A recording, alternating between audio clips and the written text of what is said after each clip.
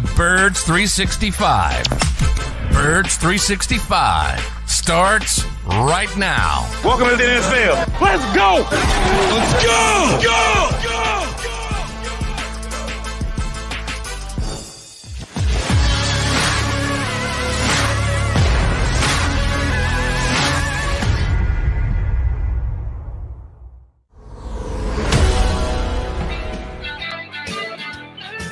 Oh, Johnny Mac, they're playing our music. Good morning, Birds fans. We check off another countdown day on the calendar. We got Mac and Mac to talk Birds on the first day that the Eagles report to camp. Should have a good 2 hours with you. Thanks to my buddy Kyle Rogers, who every morning on the stream says, "Wake up, Johnny Mac." I actually needed the help today.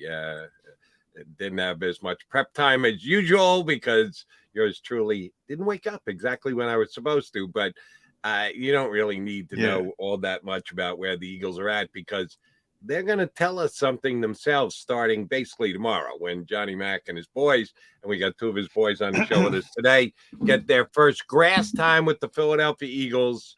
Yes, today is reporting day, means the Eagles won't be doing anything, but before you know it, yes, we'll start to get a feel for how prepped and ready this team is for the upcoming season, John. Yeah, well, I don't know how quickly we're going to learn that, but we're going to see the team. Today is D-Day, so, happy Christmas, Merry Christmas, whatever you want to call it. Training camp is here. All 32 teams, Jody, will be in training camp by the end of today, and that's because the Philadelphia Eagles are one of the two last teams to come into training camp. So they're it. We're here. 6+ months of football. It's finally here. So that part of it is exciting. But yeah, we can't even get on pads until the 7th or 8th day or whatever it is. So still got some ramp up time, but it'll be good to see the guys out there tomorrow. All right. Give me the best case scenario, best memory that you have from last year, and it can change from year to year, but if they do it exactly the same as they did last year, what is the ramp up time? What does that consist of? What did they do last year? When would you consider, all right, now they're a full go here in practice? Well, let me pull it up for you. It actually changed this year. It got so it's not like last year. It's even longer this year. As the NFL keeps negotiating, and I'll look at it while I continue to talk. So I think it was 3, maybe 3, but either way, it's now 5 days. So you have day 1, which is no field work. That's today. Day 2, no pads, walk through 90 minutes. That'll be tomorrow. Day 3 is 105 minutes, no pads, walk through. Day 4, you can go, and remember when I say this number, you can go up to that number. Right. The Eagles are unlikely to hit 2 hours. So day 4, you can hit that 2 hours, no pads and a walkthrough. Day 5, 2 hours again, no pads, walkthrough. Day 6 is a mandatory day off already. And then when you come back, day 7, you can go 105 minutes if you want to, and the pads are allowed. So basically, day 7 of camp is when you can break out the football pads. And you're thinking that these are the same exact boundaries that all teams in the National Football League have? Oh, no. Yeah, definitely. That's collectively bargained between the NFLPA and the union and the league. That's everybody. The difference, the wiggle room is, there are certain teams, if you give them 2 hours, they're going to take 2 hours. The Eagles aren't going to take 2 hours. So the timing of that is going to be probably lessened for the Eagles. And because you're allowed pads day 7, day 8, day 9, and moving forward, doesn't mean you have to wear pads. Right. It just means they're allowed. So those are the rules that I just gave you for the entire league, not just the Eagles. Understood. One guy who, at least for day 1, won't be putting on pads, won't be doing any exercise, won't be doing anything, because Eagles have, at this point, decided to pass on signing him. Jaquan Hardy, who we talked about here yesterday. I think I misspoke and said when the Eagles signed. I should have said if the Eagles signed Jaquan Hardy, because a couple of reports were that the signing was imminent. Well, apparently came in. Apparently they put him through a workout, and apparently they said, "Yeah, thank you. No, we'll call. Don't call us. We'll call you." And the Eagles told him, "Don't sit by the phone either, because not sure we're going to call him. If they were going to sign him, I think they would have signed him." So this tells you the extra slot that they have on their roster right now. They sit at 89. They could sign one more player. It won't be the former Cowboy running back. Yeah, not necessarily. They have an extra spot, and I think you'll know today by probably 4:00 or when the wire comes through, when the NFL wire comes through, 4 or 5 o'clock, somewhere late afternoon, who they signed. Maybe it'll break a little bit before then. They brought in, let's see, 1, 2, 3, 4, 5, 6, 7 players to look at yesterday. Jaquan Hardy was one of them. They brought in 3 tight ends. They brought in another running back besides Jaquan Hardy in Trey Reagor from Louisiana Lafayette. They looked at a wide receiver, Lance Lenoir. I don't know why they would need another body there. They looked at a center, Cameron Tom. Jeff Stoutland always likes developmental centers. So maybe that explains that. But they're going to sign one of those 7 guys. It might be Hardy. The confusion with Hardy is his people gave indications to another team that he was going to sign with Philadelphia. So maybe that's the case, and maybe they just didn't want to announce it early because they had a bunch of other guys coming in, and they don't want them to cancel because they want to look at them. And it could be that. It could be it was just misspoken to the other team, and they were just bringing them in for a workout. But they're going to sign one of those players, and he's in the mix. So it's not like he's not in the mix. They need a running back. They need a tight end. It's probably going to be one of the 2 running backs or one of the tight ends. Now, as far as the workout yesterday was what it was. It wasn't like, oh my God, why do we even have Jaquan Hardy here? It's just they wanted to keep their options open, is what you're saying? Yeah, they got 7 guys. They got 1 spot. They brought in 7 guys they look at. They're going to sign one of them to get to 90. For them, it's actually 91 because they still have Matt Leo, who gets a international pathway program exemption. So, they looked at all these players, and they'll decide where they want to go. Still no punter. They could have brought in a punter. No punter. So 3 tight ends. If you know who Connor Davis from Stony Brook, Jaden Graham from Yale, Barrett Green from Mississippi State, Hardy was in, Trey Reagor, as I mentioned. Lance Lenoir was the wide receiver from Western Illinois.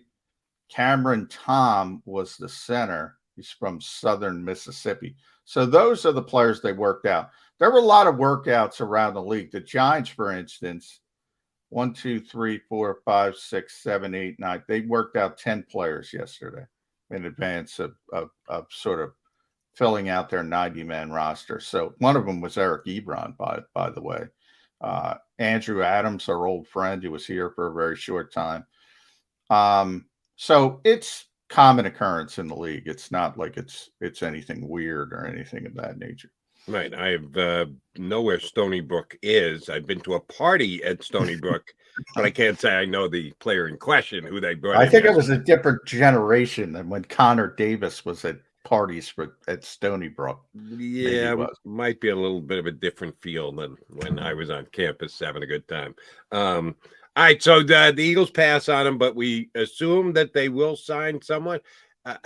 If you're going to give a guy a shot, and I don't know how much of a shot the 90th guy on the roster actually has, you don't want to drag your feet on this, right? This won't be something that they'll be meeting for days to decide who's going to be their 90th guy. You got to make a call here pretty quickly, either today or tomorrow, right?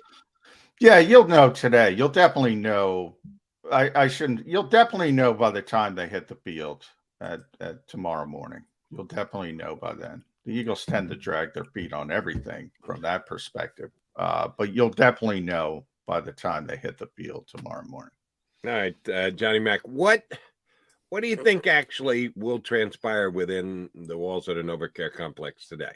I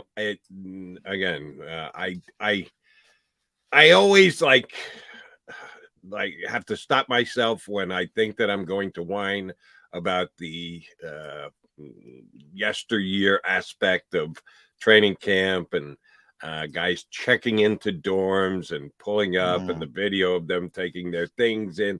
They're not doing that anymore.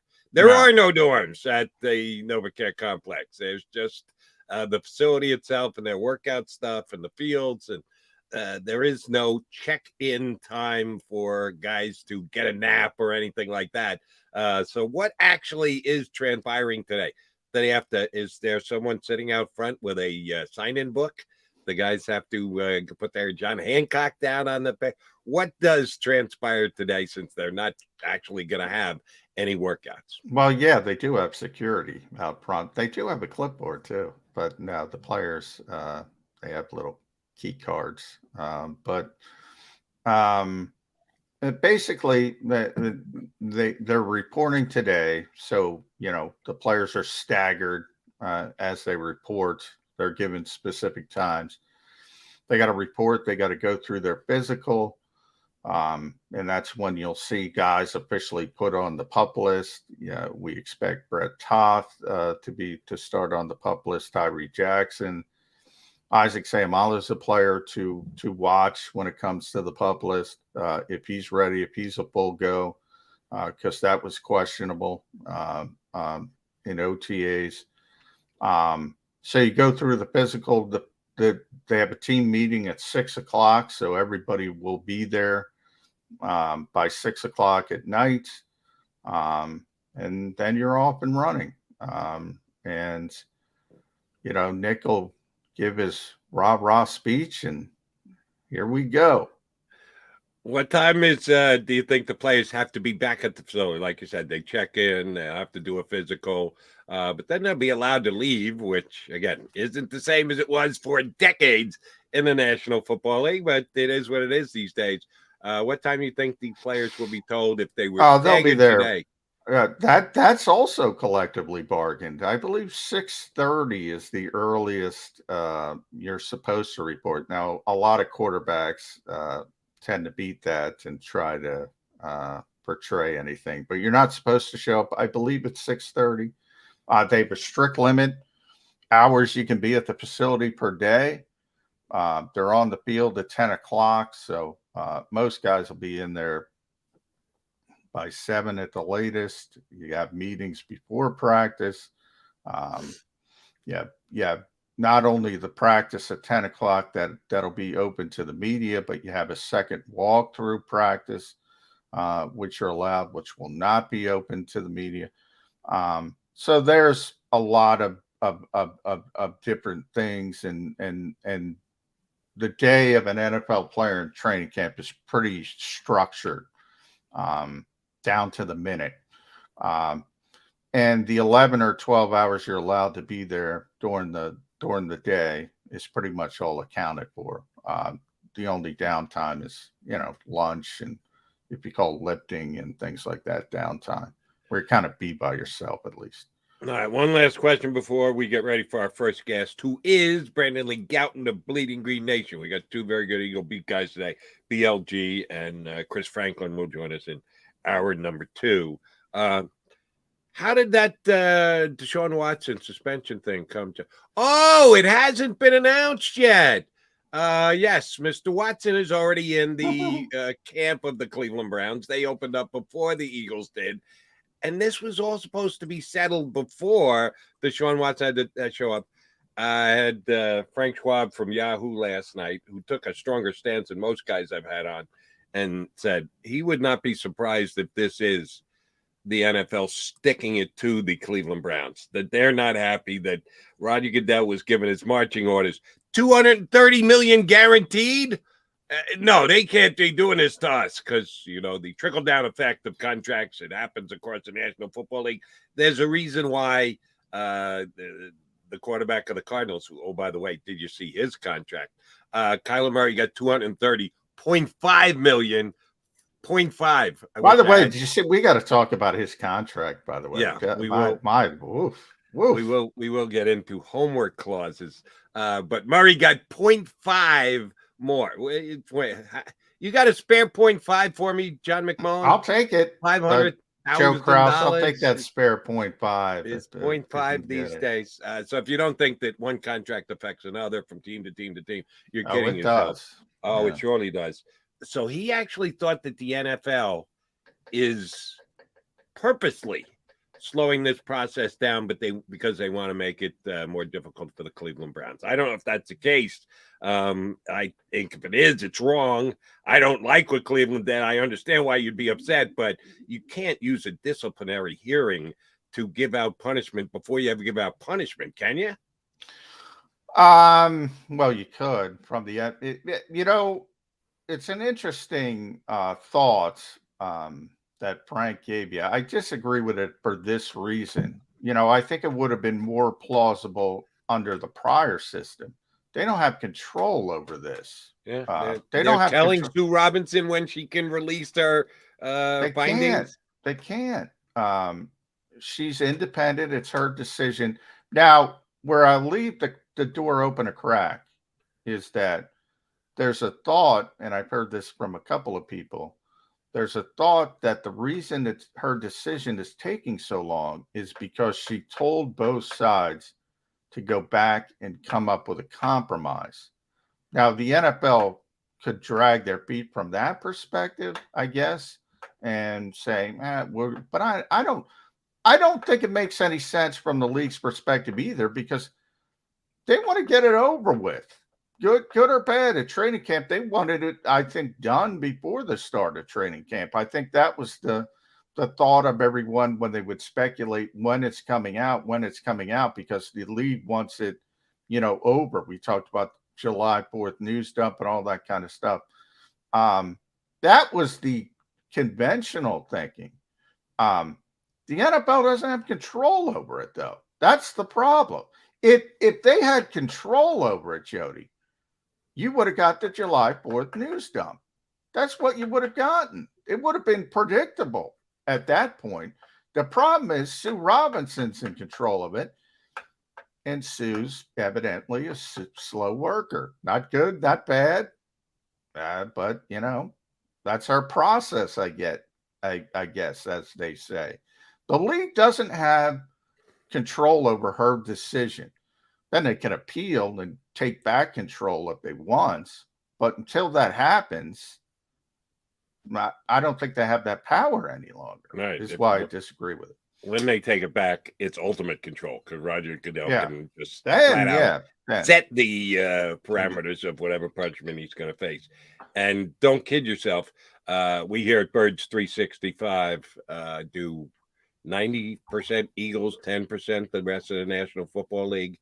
If they had an equivalent of Birds 365 in Cleveland, which was 90% Browns and 10% everything else, 99% of the 90% would be about Deshaun Watson. And if you know that he's going out to work out later in the day, that's all you're going to be talking about. So, yes, whether it's because of Sue Robinson and her process and the way that she feels she needs to come up with the number that Deshaun Watson, it's not doing the Browns any favors to have him in there because he's not really getting better. Do you think he's becoming more of a leader of the Browns as he sits with his neck in the execution chamber, just ready to get lopped up? I don't think so. As I said, you don't even have the ability to get on pads. So, it's not doing anything. Whenever he comes in, he'll be the leader of the team simply because he's the quarterback. That's how it works. But no, I don't think it's helping the Browns right now. I think they would like some clarity. I think the league would like some clarity. I think we would like some clarity. So close circuit to Sue Robinson, make a damn decision. If they're not going to settle, they've had enough time. let's inch it along, Jody McDonald. I'm awaiting, and if they don't have a decision today, I'll probably bring it up at some point tomorrow. We got plenty to bring up with our first guest, Brandon Lee Gouton, the Bleeding Green Nation, going to hop aboard. We're trying to go Eagle specific with the guests this week as well because, yes, camp is opening up, and we're going to lose a bunch of these guys to grass time once the Eagles start allowing guys to get there for practice. So we want to get a guy like Brandon Lee Gouton, who does such an outstanding job of covering the Eagles, here with us on Birds 365. He's next. Stay here. Go for the pulls and the pools. Go for the oohs and the ahs. Go for the bubbles and the bubbly. Go for the story and the stories. Go for the win. Go to Ocean Casino Resort. Book your trip at theoceanac.com. Action News at 11 with Rick Williams. It's the team you trust to bring it all together. The stories that impact your community. A sports roundup for the locals. And the AccuWeather forecast you depend on. Action News at 11 with Rick Williams.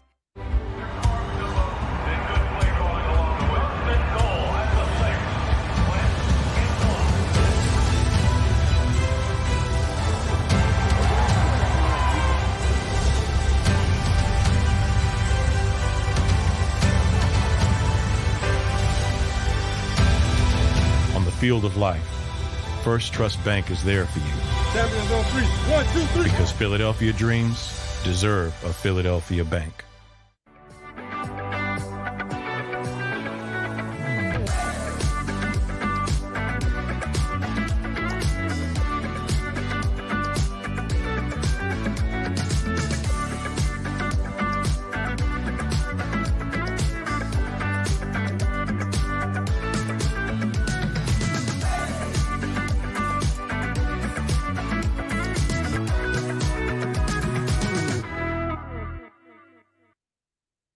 At Stateside Vodka, every new customer gets the world's best rocks glass. Free. What's that? A rocks glass? You're telling me that bottle is cut in half? You could say that. Holy shit. And you're telling me I can get one of these glasses for free? That's right. One free rocks glass per customer with each first-time purchase of Stateside Vodka. So good, it just disappears.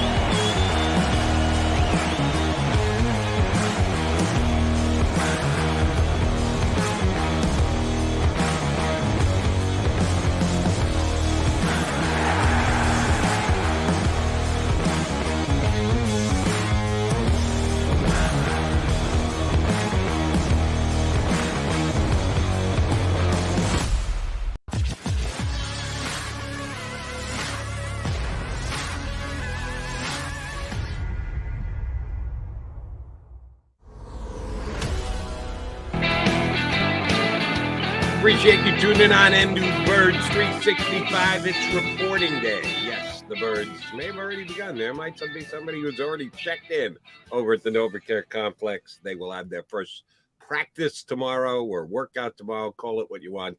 And yes, members of the media will be allowed to get their first checkout in season of the Philadelphia Eagles. John McMullen will be there, as will Brandon Lee Gouton. They're both with me here today, and I appreciate that. BLG, are you ready for some grass time? You're muted, BLG, I believe. Right. Hopefully. It's either on his end or our end. We could see him talking, but we couldn't hear him talk. And he's trying to figure out and or contemplate why we couldn't hear him. BLG, you ready for grass time? Still not here. Tone, try to bring BLG down, and we'll try to figure it out, bring him back. Training camp, we're all learning. Right. That's what this is all about, John, right? Is to work through the issues that you have. This is when you want to make those mistakes and you want to sharpen them up for September 11th in Detroit. Very similar to Atlanta. BLG, anything? Tapping on his microphone, but didn't hear anything. So He's still got some computer issues on his side. And but when maybe a reboot is a potential there. Who knows? But we'll see. All right, we'll try it one more time. No, nothing. The dulcet tones of Brandon Lee Gouton. I need them. I can't he's get got them. a very distinctive voice. So Yes. we will continue to try and work through those issues and get BLG up as soon as we possibly can. And the process begins tomorrow. And the Eagles will cut down from 90 to 53 and then build themselves a practice squad. I know you take your challenge of getting the 53-man roster right with your other Eagle beat guys, and I'm pulling for you, big guy. But they will cut down to 53 and say John McMullen hits the nail right on the head.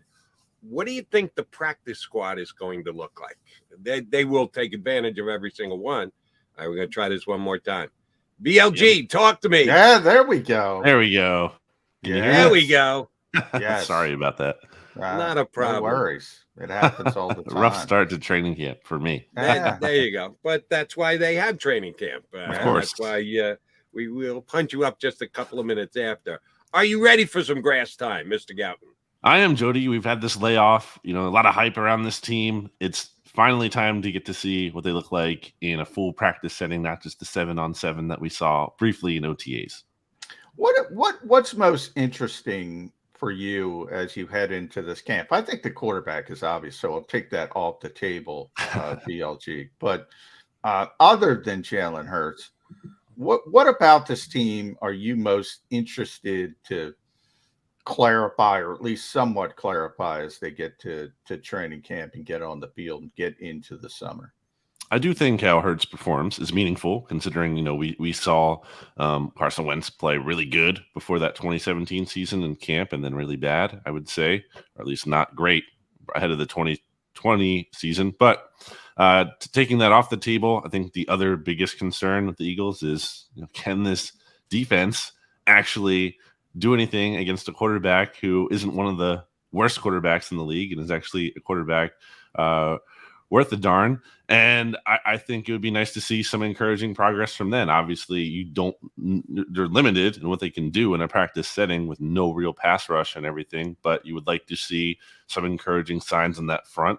You want to see what Jonathan Gannon has planned in terms of, a hybrid defense, if that's going to be the case. Are we going to see more 3-4 looks? So really kind of interested to see what we see on the defensive side of the ball, especially with the thought that, typically earlier in camp, there is thought that the defense has an advantage early on. So you would hope that's the case with all these defensive improvements that they've made. One of the things that will intrigue me, and I'm waiting to hear you guys be able to at least put forth an opinion. Again, it cannot be a definitive opinion because they'll be doing as much or not as much as they will. But I'm very intrigued by the other Brandon Lee. That would be Mr. Graham. Coming back from basically a full year injury. We know that the intangibles are what they are. He's probably the biggest leader in the Eagles locker room, brings positive energy wherever he goes. But the bottom line is, can he still perform? Is he still physically capable of doing what Brandon Lee Gouton has done, Brandon Lee Graham has done for the last decade? How can we, is there any way you can even begin to get a guess on that as to what Graham actually looks like in the workouts that the Eagles will have before the first game of the season? Well, I like that you pointed out that his initials are indeed BLG as well, Jody, because everyone likes to just call him BG, but let's get the real 3 full initials in there. Exactly. I would like to see him healthy. I mean, that's a first start. See him actually practice full and out there on the field, no restrictions.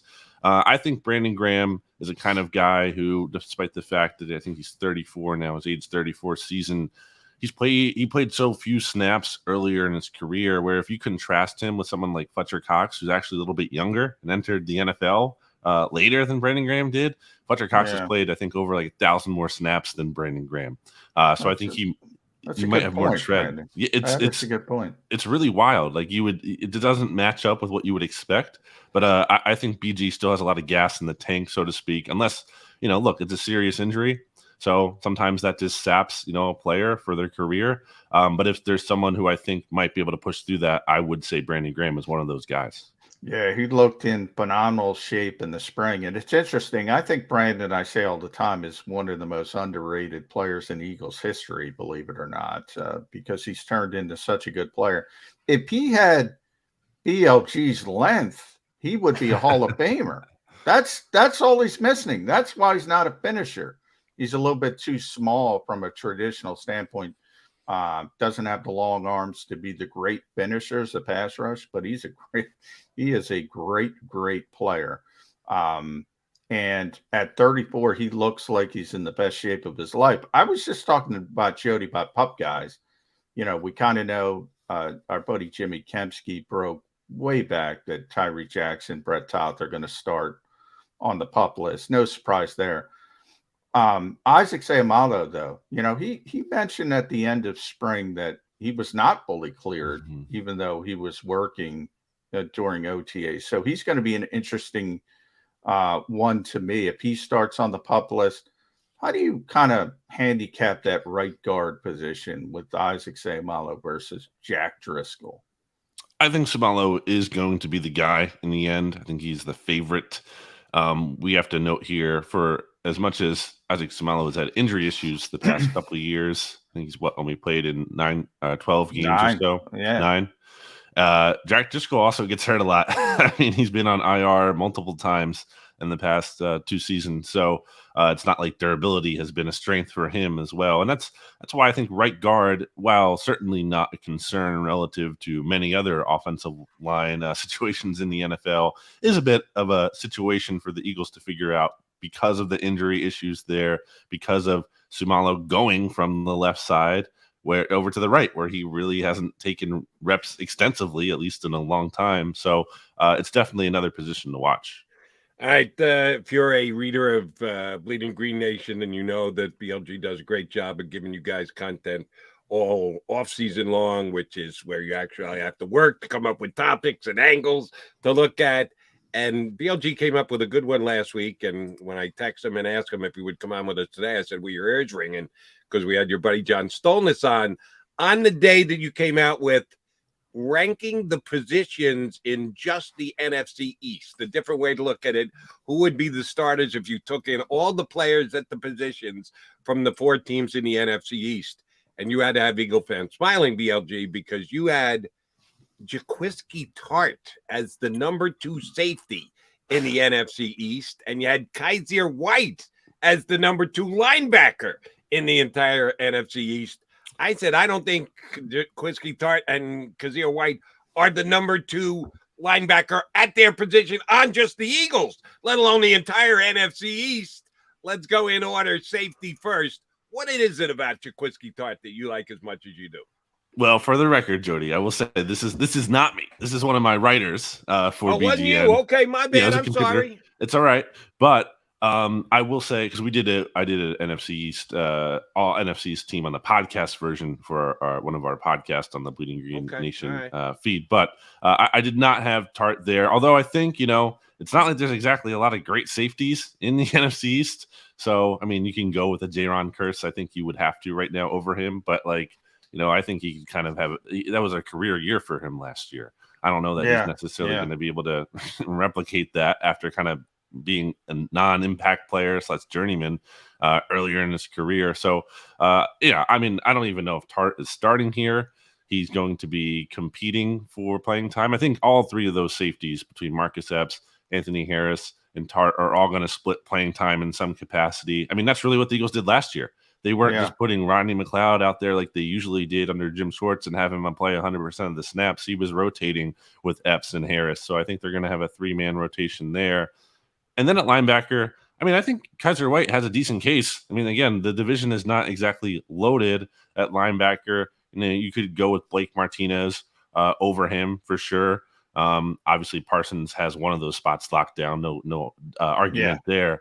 But beyond him, I think it's kind of open. And I think White's an interesting player. He's coming off a career year. The Eagles made a serious investment in him relative to previous off seasons. They gave him $5 million I know a Chargers writer from SB Nation's Chargers coverage that really laments the Chargers not he thinks the Chargers had a great offseason, but the one thing they messed up is not re-signing Kaiser White. So I definitely think he's going to be an interesting player to watch in camp as well.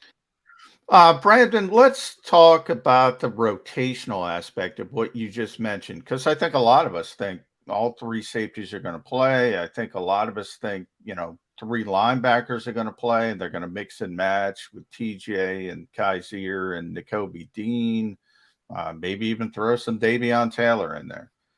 You think that's a good thing or a bad thing? I mean, these are not traditionally rotational positions. And you mentioned last year the Eagles rotated safeties, but did they want to or did they have to? And that's where I kind of see them this year. Certainly at safety, not as much as linebacker, where you hope two guys kind of seize the position. But do you think it's good to rotate? Do you think it's ahead of the curve, or do you think that's a signal of more of a weakness? I think it's making the most of what you have. Obviously, if you have two studs there, you're just going to play them and you're not going to take them off the field. But when you don't, I think you try to make the most of different skill sets. And for Nakobe Dean specifically, I'll mention him. I think what he provides as a blitzer, as a pass rusher, has some value. And I think there are going to be certain looks where he's going to be allowed to do that. And the Eagles hopefully won't maximize his strength in that regard. I think there are other situations where you might want someone like Kaiser White, who might be a little bit more athletic and the size and everything, and have him out there. Obviously, TJ Edwards, we know to be really good in run defense. Maybe not always so much in always wanting him dropping back in the coverage on passing down. So, I think it's kind of just trying to make the most of what your players are good at. Speaking of making most of what your players are good at, the addition of A.J. Brown is surely going to help the entire Eagle offense. He's borderline one of the top 10 wide receivers in the National Football League, and he should be able to make plays and do things for the Eagles this year. The actual patterns that they run, the XYZ of wide receiving, we know what Devontae Smith was asked to do and what he achieved last year. How is the presence of A.J. Brown going to change? We'll see the production after each and every single game and compare it to the kind of season that he had last year. But just conceptually, how does A.J. Brown being added to the lineup change what Devonta Smith's role is going to be with this team? Yeah, I think in theory, it should free up Devontae Smith to have less attention on him in terms of you can't just always put your best corner on Devontae Smith. Like in theory, at least you could last year because he was the only really legitimate wide receiver target on the team. A.J. Brown has really made his living off the middle of the field.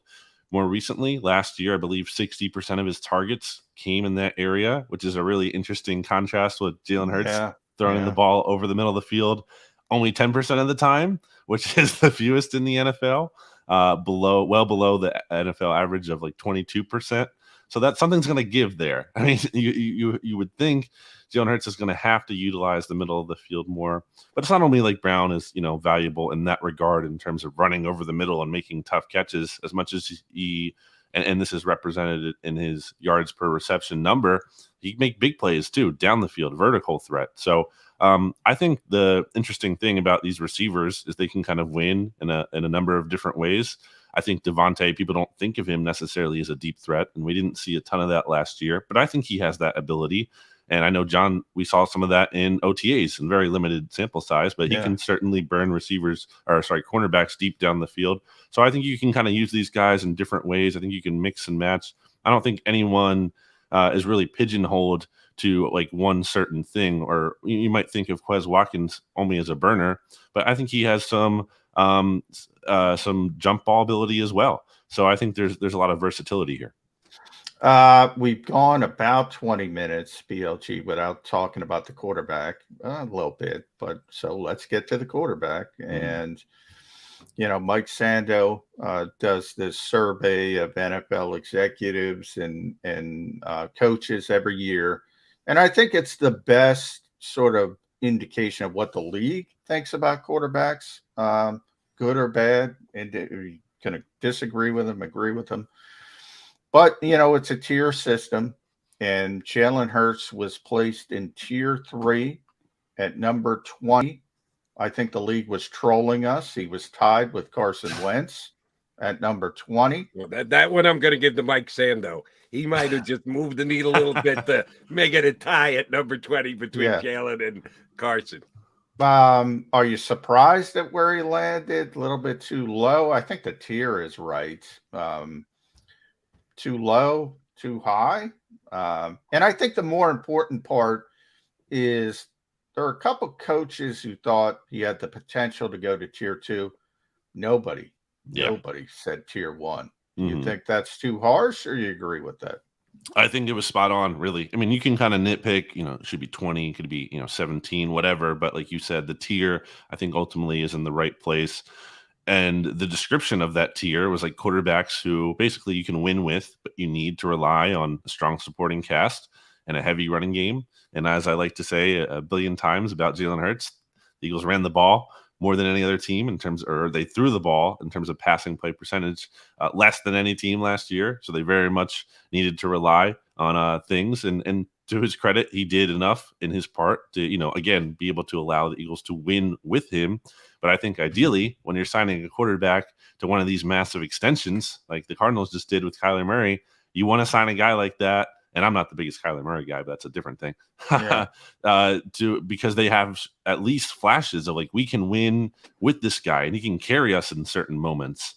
And I just don't think we've seen that with Hurts. It doesn't mean he can't get there. But I think right now, how I feel about Hurts is how I kind of feel about the Eagles as a whole. And it's that I think there's a very high floor to work with there, but I think there's a low ceiling. We talk about Mr. Hurts plenty here in this town, and well, we should, because any year, any time, the Eagles quarterback is going to be the number one talked about position in the sporting world in Philadelphia. So it's usually here. Jalen Hurts this season probably should be, and because of the questions that are attached to Jalen at this time, it kind of runs through the ceiling. He answers all the questions correctly, and he's got a great feel for the position that he's in as the quarterback of the Philadelphia Eagles and the whole rat poison thing. He handles his business well on the microphone. Do we have the faith that what he says is the exact same way that he reacts, that he really doesn't allow the scrutiny, the unbelievable scrutiny of being the Eagles quarterback, get inside his head? He seems to handle his questioning superbly. Does he do that when he's on the field with his teammates? I think so. I think we've seen evidence that, the players love him. And I think he checks all the boxes really in terms of the intangibles, mobility. It's everything, but one of the most important parts of being a quarterback, which is, the passing ability and the processing, which is evidenced in him having one of the slowest times to throw in the NFL. And not really working the middle of the field and not having that mastery yet. And again, I keep saying it's not like the book has been written on him yet and everything's final. He's only 23. He's entering his 3rd season in the league, his 2nd as a full-time starter. So the potential is there, but it's not like unlimited potential. It's not like, a sky high. To your point, John, about what these NFL execs are seeing, and it doesn't mean they're right just because they said it. I mean, people are wrong within the league all the time. But the idea that like there's not like people here being like, oh, there's tier 1 upside. I think that kind of matches what we all kind of are seeing here. We've never seen like this is a special difference maker kind of quarterback, and he doesn't necessarily have to be. Not only those quarterbacks win. Matthew Stafford was in that tier 2 in those rankings, and obviously the Rams just won a Super Bowl, but of course they had a loaded roster around him. So, there's a path there, but ideally, you want that elite quarterback. So you're in the hunt every year, like the Chiefs are, like the Packers are, like these elite teams are. So that should be the goal. And I feel like for an organization that has an owner who said he's obsessed, with an elite passing offense, and certainly put a lot of resources into trying to find the quarterback. I don't think good enough is going to be good enough for him at some point. Well, you make a good point, Brandon. To play a little bit of a devil's advocate, I do think there's a special part of Jalen Hurts' skill set, and that is the ability to extend plays and the off-schedule offense and the mobility. As you mentioned, though, conventional thinking is you got to throw the ball on 3rd down. That's what somebody said in the piece. If you can't win on third down, if you can't, the backboard hit the ground and you can convert 3rd and 7, all that kind of stuff, the NFL's never going to let you into that tier 1 category. They kind of mentioned it with Lamar Jackson, who's already won an MVP in this league. Nick Siriani in the offseason kind of, raised my eyebrows a little bit because he's constantly said the 4 things he looks at quarterback are accuracy, decision-making, those movement skills, and arm strength. But he said accuracy is number 1, decision-making is number 2. And then he kind of hedged and he was like, but that off-schedule stuff. And he said, I believe his quote was, sometimes you don't know what you have till you have it. And he is special from that perspective, but you got to build around that. Can the Eagles accept that and build around that? Because he's never going to be the tier 1 thrower. I don't think there's even uncertainty there. We know that. He's never going to be Justin Herbert as a young quarterback, Joe Burrow, but he's special in a different way. So why not build around that? Can the Eagles do that? I don't think they want to, based on all the resources they've put in, trying to revamp the passing attack between, trading for AJ Brown and, having Devontae Smith here and then paying Dallas Goedert and, all these things where I think it's very clear they want to be able to pass the ball. They've always been pass heavy under Jeffrey Lurie. It's not just about Andy Reid or Doug Peterson. It's about the organizational philosophy of passing the ball. So I think it's tough to assume they want to be like the Ravens. And I also think it's tough to think that that's definitely a great strategy that works. I mean, Lamar Jackson has obviously been a sensational talent in the regular season. His playoff numbers are really, really bad. Like, I don't know if people fully realize how bad they are. Like, go look up his passer rating in those games. I don't even know if he has one above 80. Like, it's been bad. You need to be able to pass the ball at a high level, ultimately at some point in the playoffs. And I think the Eagles are, again, giving Jalen Hurts an opportunity to try to do that. And I agree with you, John. There's some value in the off structure, ability there, but it has to be balanced. That can't be your bread and butter. And I think that's the problem. Or it was last year, especially against the better teams. Certainly the Tampa Bay Buccaneers didn't work against them. So I think there needs to be more of a balance there between, being able to kind of execute from the pocket and get the ball quick at times. And then there's, you pick and choose your spots where you need to extend plays and make something happen. All right, BLG, there are no ties in this next question. I need you to give me a definitive order. If you want to explain it and say how close they are or how much distance there is between, feel free. But give me the order of your ranking of the 4 coaching staffs in the NFC East. Yeah, I'm going to go with – I'm not a Mike McCarthy believer. I'm really not. So I'm going to have to go with the Eagles, number 1. I don't know if Nick Sirianni gives the Eagles a huge edge. I still have questions about that. But I think we've seen enough of a floor there, kind of like the quarterback position, where I know the bottom isn't going to completely fall out. So I'll put that. I know McCarthy has the Super Bowl ring. I know the Cowboys won the East last year. But the fact that he seems like a dead man walking and there's Sean Payton rumors, I just don't love. And combined with the whole offseason that the Cowboys have had of just – not feeling good. I'll put that number 2. I'll put Rivera number 3 right now, just because he's been there before and nothing special, but has been solid. And then Dable, I think the Giants have the potential to have something there with not only him, but also, Wink Martindale at defensive coordinator. They got Mike Kafka, former Eagles quarterback, as we know, at offensive coordinator. So I think there's potential for that staff, but I'm not going to just assume they're great until we actually see some results. So I'll put them at 4. Fair enough. Yeah, the Giants, and by the way, follow Brandon at Brandon Gouton on Twitter. You can read him at Bleeding Green Nation. Does a tremendous job there. Podcast all over the place, BLG. When it comes to the Giants, they've been really since Tom Coughlin and Jerry Reese, and they moved on. They've made bad decision after bad decision after bad decision. You're starting to see that worm turn a little bit because I look up the turnpike. Now, I don't think it's going to manifest itself this year. I don't think Eagles fans have to worry this year, but they finally seem to be making some good decisions. You mentioned it in the coaching staff with Wink Martindale. Mike Kapka's really highly regarded guy. They get 2 top 10 talents, and those guys are talented. I don't know if they'll develop, but when you talk about ceiling versus floor, those guys got high ceilings. Kayvon Thibodeau, Evan Neal. Worry you a little bit that the Giants are finally starting to make some decent decisions? Absolutely. Not this year, like you said, but I think I kind of look at it as, the Giants before, they're climbing a mountain and there's no even clear path to get to the top. Like there's just, it's a total, there's, like landslides covering the trails and everything. They're just stuck. They have nowhere to go. They still have this mountain to climb.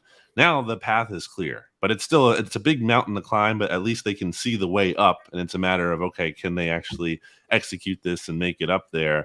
I think they have a good foundation right now in place. And I think how they've been honest with themselves in terms of they realized this isn't a foundation for us to build on right away and like go all in this year and try to win immediately. We kind of need to continue to strip down this roster like they did by getting rid of James Bradbury, which is going to hurt now. But in the long term, getting that cap space probably makes the most sense for them and kind of being able to build up after this year and not committing a bunch of money to players now. I think that's the right move for them to kind of take a step back to hopefully take a step forward next year. Again, I think Dable could be worth something. They have, ammunition to potentially, be in the quarterback market if they want, or if they have to potentially when they realize Daniel Jones probably isn't the guy. So still have to get that quarterback position right at some point, and we'll see if they can. But I think the coaching staff offers optimism. I think the front office with Joe Shane offers some optimism. So they're definitely, look what they've had in the past between Dave Gettleman and Pat Shurmur and Ben McAdoo and Joe Judge. They're a laughing stock. They were a joke. And now I think they have some level of credibility. All right, BLG, Johnny asked you about this earlier, but I'll widen the focus a little bit. You talked about the right tackle position. The right guard position, excuse me.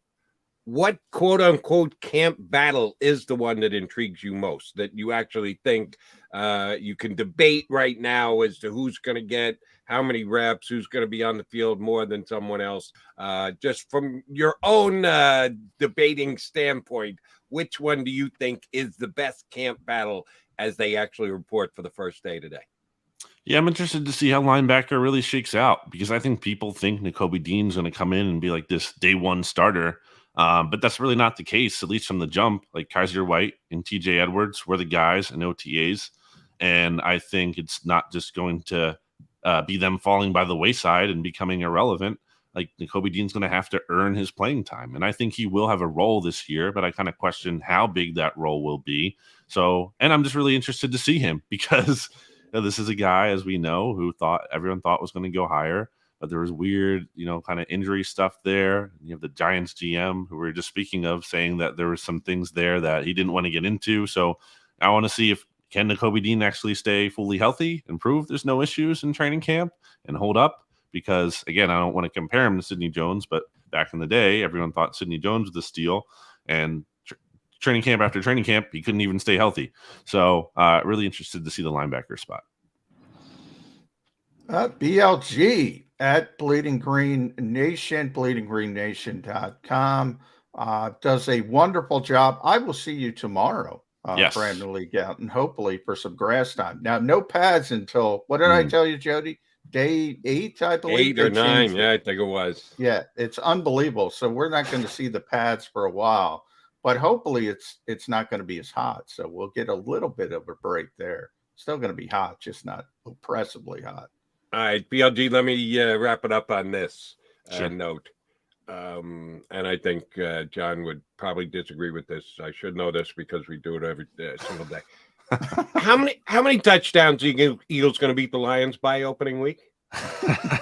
I've got the Lions winning that game, Jody. No, you don't. Yeah, I love it. No. Don't say that. Don't even kid Gouton. It's the Lions winning that game. It's a tough spot. Look, Dan Campbell is out for revenge after the Eagles blew out the Lions in Detroit last year. It's the revenge was game. Out for revenge all year last year. How many games did he win? Here's another thing that I will say that kind of worries me. Kneecaps, Jody, man. They're going to bite the Eagles' kneecaps. Historically, have the Eagles been good at living up to high expectations? It's hard to say definitively yes to that. So that's just something to watch for.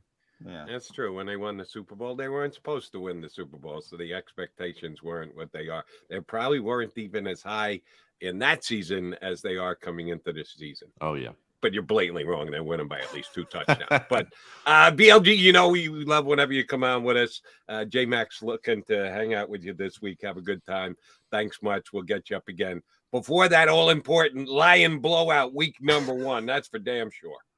Sounds good, guys. Thanks for having me. Brandon Lee Gouton of Bleeding Green Nation, not to be confused with Brandon Lee Graham, making his return to the Philadelphia Eagles this year from the injuries that he had last year. I don't even worry about BLG, the Eagles BLG. I don't worry about either BLG. Really? I know he's 34. I know he's coming off with Achilles. I'll probably be wrong. But, man, that guy is he keeps himself in such great shape. As a rotational player, he's not, I'm not expecting to play 80% of the snaps. I think he's going to be fine.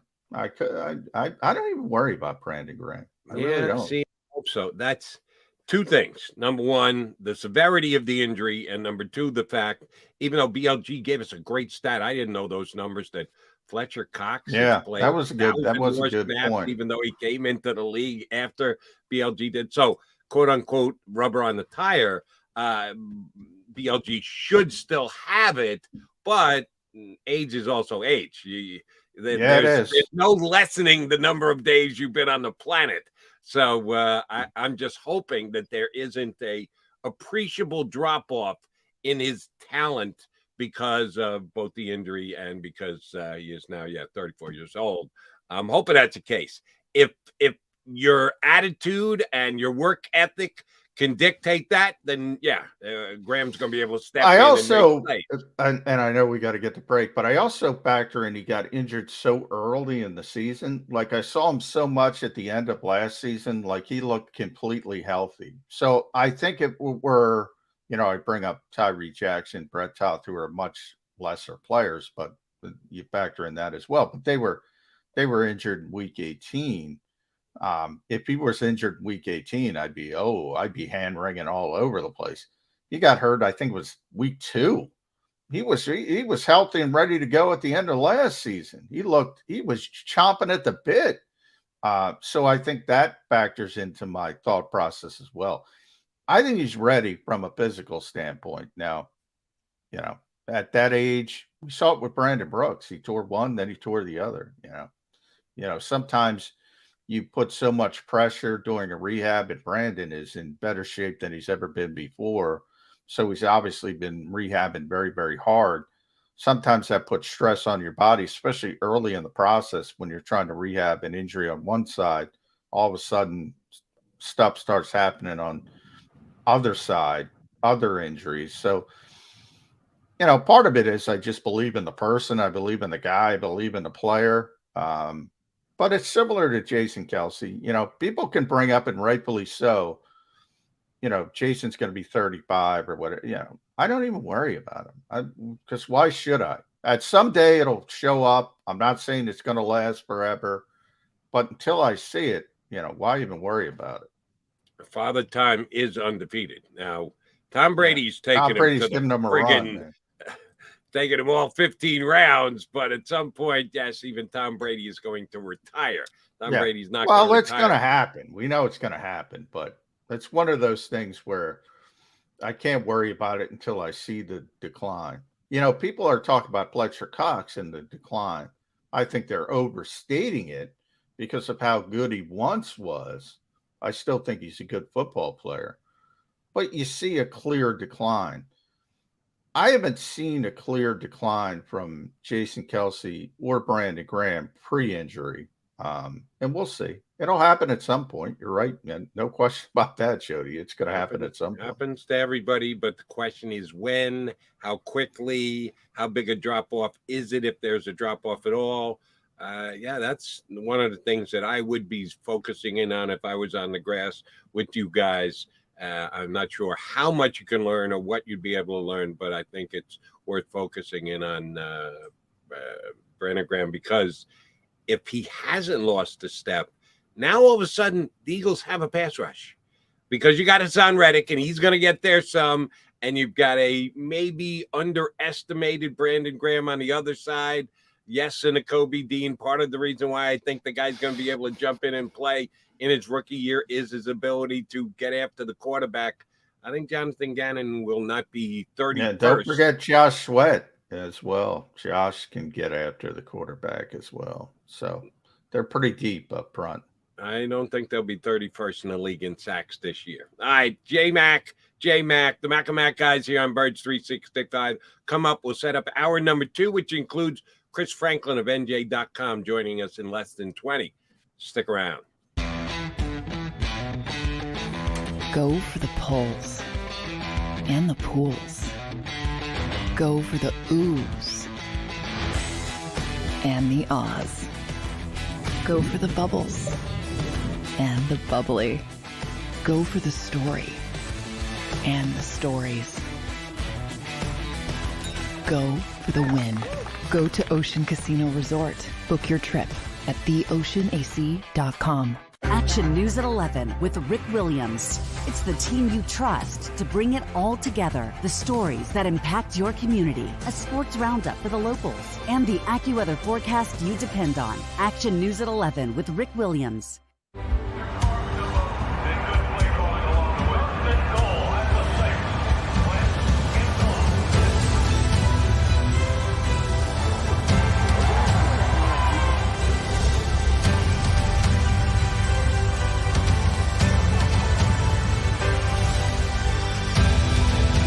Field of life, First Trust Bank is there for you. Champions on 3. 1, 2, 3. Because Philadelphia dreams deserve a Philadelphia bank.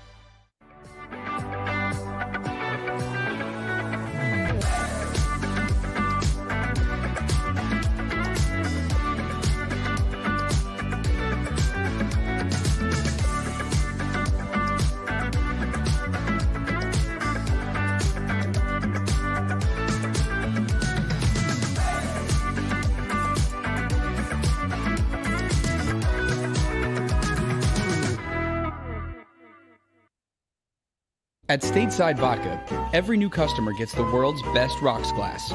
Free. What's that? A rocks glass? You're telling me that bottle is cut in half? You could say that. Holy shit. And you're telling me I can get one of these glasses for free? That's right. 1 free rocks glass per customer with each first-time purchase of Stateside Vodka. So good, it just disappears.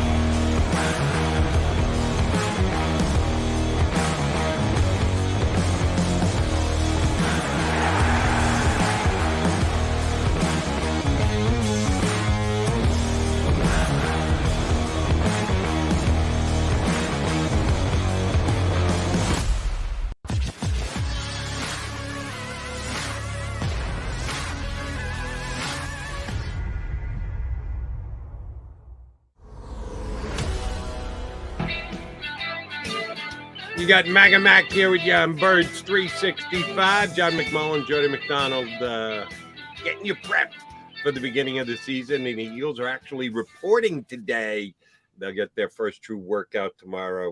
And John and his buddies like Chris Franklin and the BLG will actually get to go out and pick up some tidbits on what the Eagles start of the season is going to look like. You're going to get your first chance to talk to Nick Siriani, quote unquote, in season. Had a couple of sessions during the off season, during the OTAs and the like. And at least from what I saw, and I'm just seeing clips, you were actually there. You got to witness firsthand. seemed more relaxed. Is that a fair thing to say about the Eagles' second-year coach? Oh yeah, I mean that's just we talk about it all the time. With players, the most improvement is expected between the first and second year, and a lot of that is tied to just comfortability. Because think about it, you're usually moving, you know, wherever you go to college, Alabama. You're moving to Philadelphia for the first time. You're trying to get your feet on the ground. You're typically a very young person. Everything can be a little bit overwhelming. Then you got to go to work. You got to learn about your job. It's just common sense. Everybody gets a little bit more comfortable. Same thing for a rookie head coach.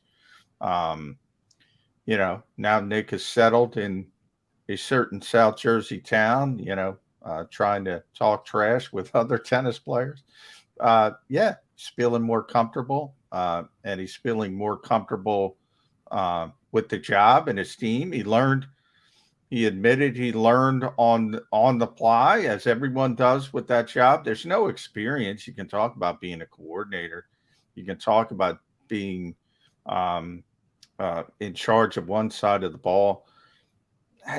One thing I've talked to a lot of coaches, and I've said this to you before, Jody, one thing they've all had in common, every single one of them, when they get to be a head coach for the first time, is I didn't realize how big the job was. I didn't realize how much stuff outside of football I had to deal with.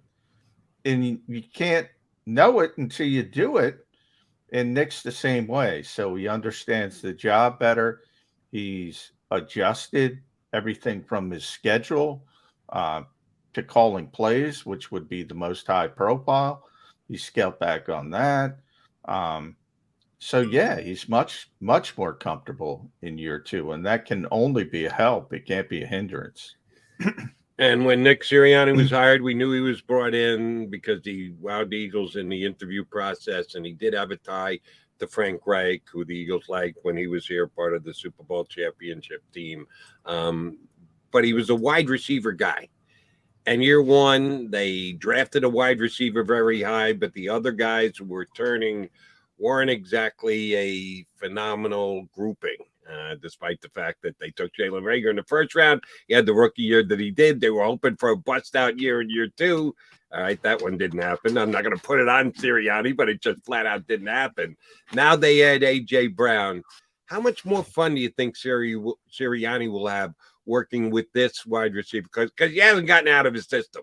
When you guys ask him a question about wide receivers, he can go off on a wide receiver tangent like nobody's business. Last year, what was the game? The Giant game? Giants game, yeah. Yeah, he went off. Breaking down what the wide receivers did on that given play was basically a tutorial on wide receivers in the National Football League. So we know he loves the position, and that was his position, and he's certainly good at talking about it. How much fun do you think he's going to have with this group this year? I don't think it's about fun as much for him. I think football is fun for him. I just think he likes everything about football. I think he felt a necessity to work with the receivers last year. Like I would joke in training camp, he'd spend so much time with the receivers. I'd go, he does realize he's the head coach, right? I mean, he's out there. He was pretty much Aaron Moorhead and Nick Siriani. You could tell he was invested on getting this group better. And I don't know if they got better between you and me. I mean, Devontae's Devontae. And then you could argue Quez Watkins got better, certainly. Jalen Reagor, I would argue, went backward. Greg Ward, they didn't utilize. He went backward. Flatline at best. I think he's far more comfortable in the younger receivers. The other younger receivers, there's no real development, at least that we saw. So he's going to be more comfortable. Look, you had another. I always said last year, I would say put Devontae Smith off to the side because he's just different than everybody else. Now you have two of those guys. So with A.J. Brown, so he doesn't have to worry about them as much. He's got a guy he's very comfortable with in Zach Pascal. He knows he doesn't have to worry about him. So I think he's going to be less worried about the position. and more apt to do his job as the head coach of the entire team. So I think from that standpoint, it's certainly a positive. But I am interested. I want to see some development from these younger guys. And I'm just looking at my roster here. I'm talking about, and I'm not talking about playing, Jody, but whether it's the practice squad or fourth, fifth receiver, the Devin Allens we talked, Britton Covey, Carrick Wheatball, Josh Hammond, John Hightower, Deion Kane. Let's see something. I mean, you're supposed to be the wide receiver guru. Let's get some of these guys up to speed to see if they can help. But we'll see. We'll see Right. how it Even works. though it doesn't seem, at least to me, like there's a lot of roster flexibility there, there's a good chance one of those two guys can make the team as the returner, because I'm not all that jazzed or infused by Reagor being the return guy.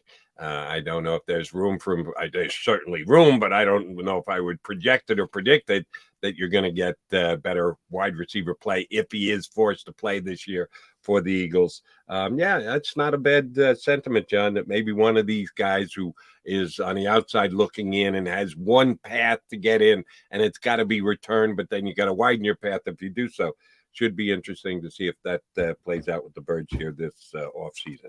I want to get one more comment in from you on the quarterback rankings. And you brought it up yesterday, but we went a little further in detail with BLG. The athletics ranking using coaches and executives from around the league, which gives a little bit more gravitas. I think what you said, you can still get it wrong.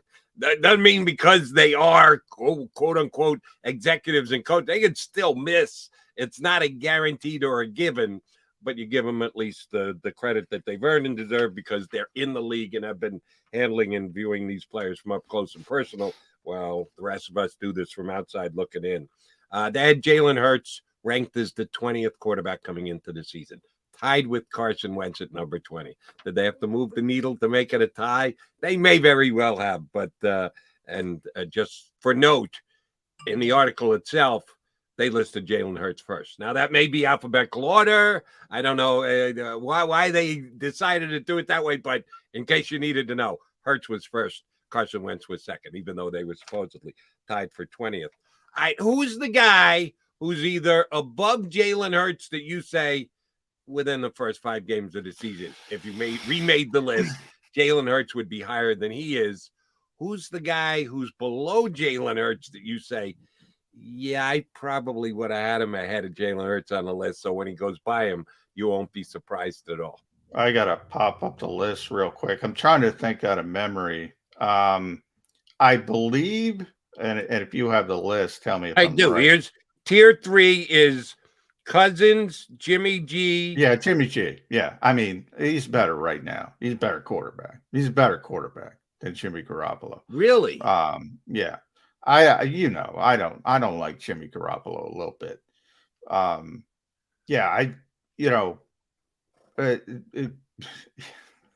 That's one where I go, come on, guys, come on.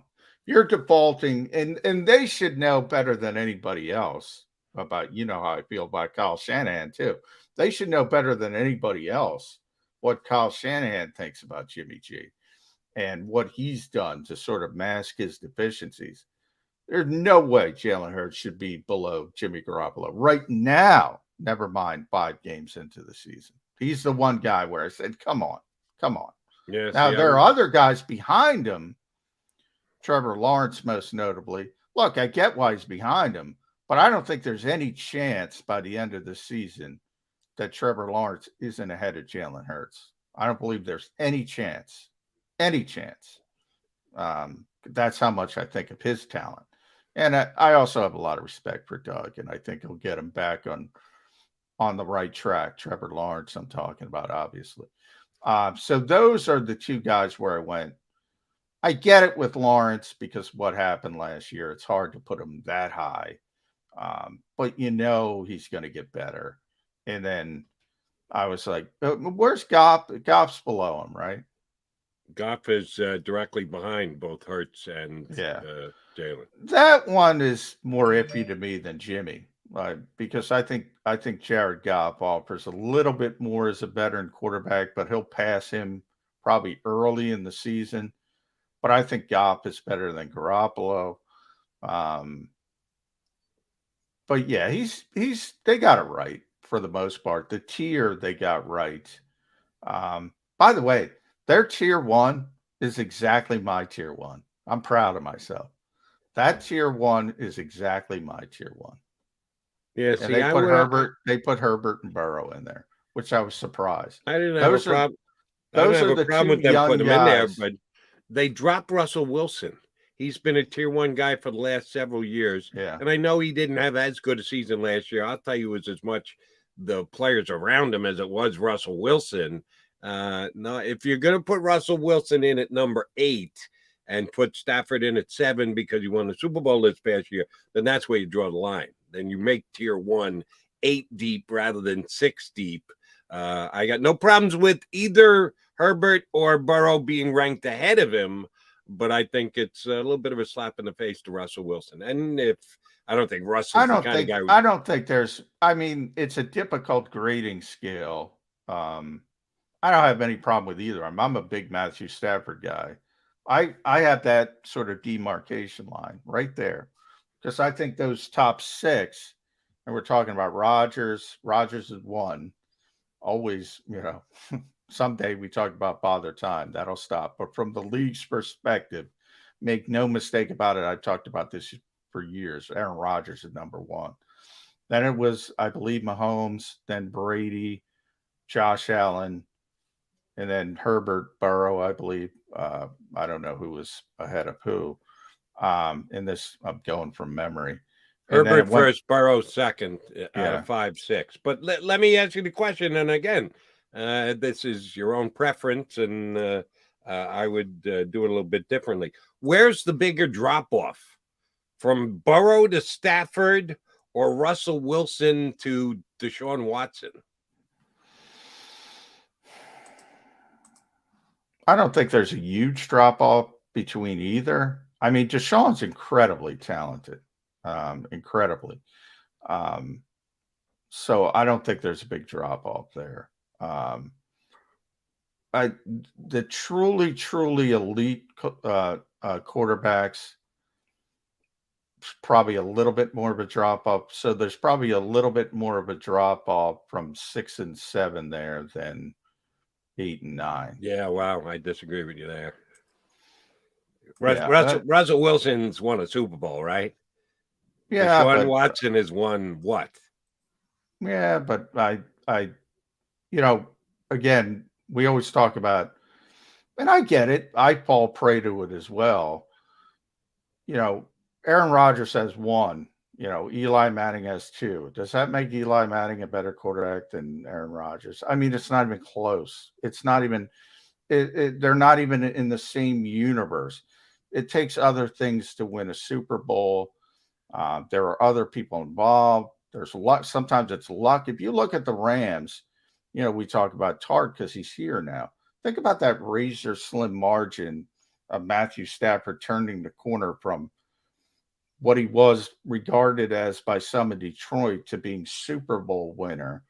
If he throws that interception, those old tropes come back. Well, he can't do this. He can't do that. He's not a star. Now he's a star. I mean, I don't value – I value Super Bowl wins. I'm not saying that. But, if anybody wants to tell me any of these quarterbacks that have 2 Super Bowls are better than Aaron Rodgers, I'm going to argue with them, because I think he's one of the best quarterbacks who's ever lived. I think he's in the conversation with 3 or 4 people. And he's only got 1. And I hate that term. Only got 1. It's hard to win Super Bowls, and it's not just about the quarterback. It's not the sole determining factor, and I don't even know if it's the top determining factor, but it's a factor, and it should be a factor, because that's what we're all in it for, is to get your team to the biggest game and then be able to have a parade thereafter. So I don't want to overemphasize it. I'm with you there, but I don't want to underemphasize it either. All right, Jody Mack with Johnny Mack at the Mac and Mac guys here on Birds 365. Chris Franklin, NJ.com, next up here on Birds. Go for the pulls and the pools. Go for the oohs and the ahs. Go for the bubbles and the bubbly. Go for the story and the stories. Go for the win. Go to Ocean Casino Resort. Book your trip at theoceanac.com. Action News at 11 with Rick Williams. It's the team you trust to bring it all together. The stories that impact your community. A sports roundup for the locals. And the AccuWeather forecast you depend on. Action News at 11 with Rick Williams.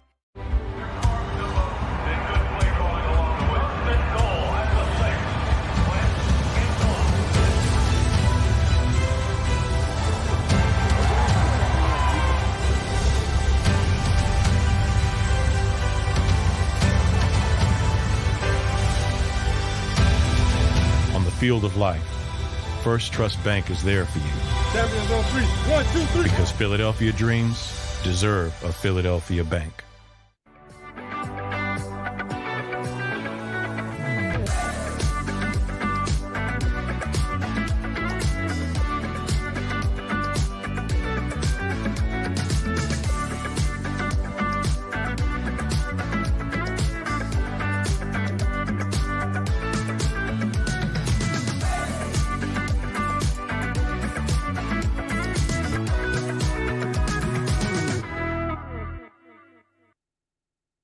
At Stateside Vodka, every new customer gets the world's best rocks glass.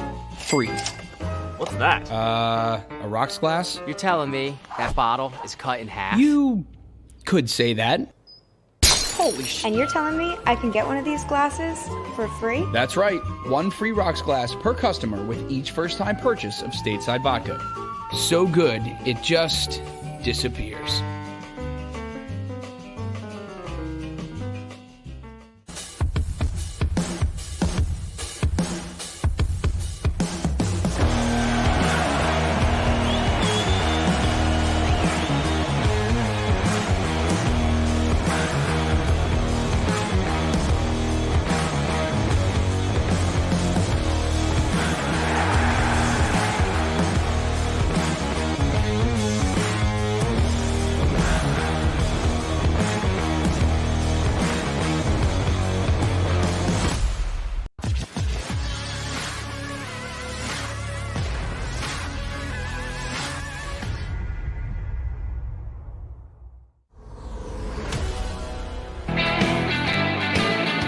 McMullen and McDonald here with you on Birds 365. We bring in another of our Irish brothers, Chris Franklin, good enough to join us here on Birds 365. Although, as you can see, he tans much superior to John McMullen and or Jody McDonald. So we got to give you the props. Hey, you must have had a damn good summer with that tan, Franklin.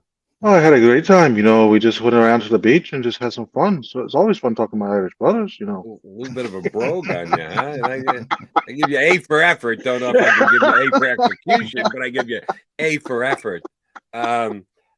You ready to hang out with McMullen for these next 6 months? Or yeah, he's gonna love it. He's gonna love it. I know it's hard to believe, but I actually missed it. I missed the camaraderie, even sitting around the random conversations that goes on, and I actually missed the other beat writers.